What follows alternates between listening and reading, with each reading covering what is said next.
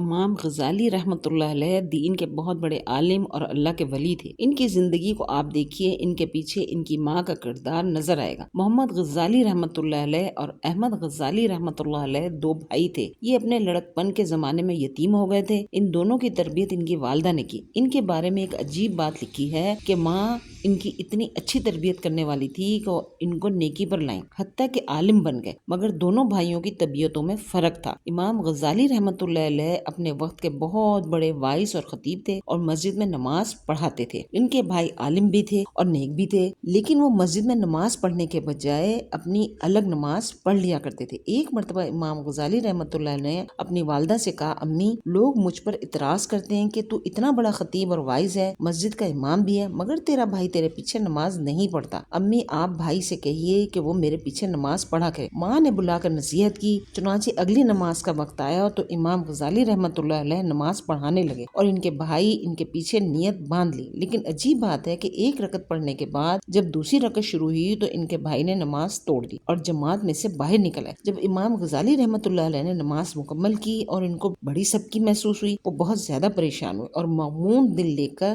گھر واپس لوٹے۔ ماں نے پوچھا، بیٹا بڑے پریشان نظر آتے ہو؟ کہنے لگے، امی، بھائی نہ جاتا تو زیادہ بہتر رہتا۔ یہ گیا اور ایک رکعت پڑھنے کے بعد دوسری رکعت میں واپس آ گیا اور اس نے آ کر الگ نماز پڑھی۔ ماں نے اس کو بلا کر پوچھا، بیٹا ایسا کیوں کیا؟ چھوٹا بھائی کہنے لگا، امی، میں ان کے پیچھے نماز پڑھنے لگا۔ پہلی رکعت تو انہوں نے ٹھیک پڑھائی، مگر دوسری رکعت میں اللہ کی طرف دھیان کے بجائے ان کا دھیان کسی اور جگہ تھا، اس لیے میں نے ان کے پیچھے نماز چھوڑ دی اور آ کر الگ پڑھ لی۔ ماں نے امام غزالی رحمۃ اللہ علیہ سے پوچھا، کیا بات ہے؟ کہنے لگے، امی، بالکل ٹھیک بات ہے۔ میں نماز سے پہلے فقہ کی کتاب پڑھ رہا تھا اور نفاس کے کچھ مسائل تھے جن غور و غوص کر رہا تھا۔ جب نماز شروع ہوئی تو پہلی رکعت میری توجہ اللہ میں گزری، لیکن دوسری رکعت میں وہی نفاس کے مسائل میرے ذہن میں آنے لگ گئے۔ ان میں تھوڑی دیر کے لیے ذہن دوسری طرف متوجہ ہو گیا، اس لیے مجھ سے غلطی ہوئی۔ ماں نے اس وقت ٹھنڈی سانس لی اور کہا، افسوس کہ تم دونوں میں سے کوئی بھی میرے کام کا نہ بنا۔ اس جواب کو جب سنا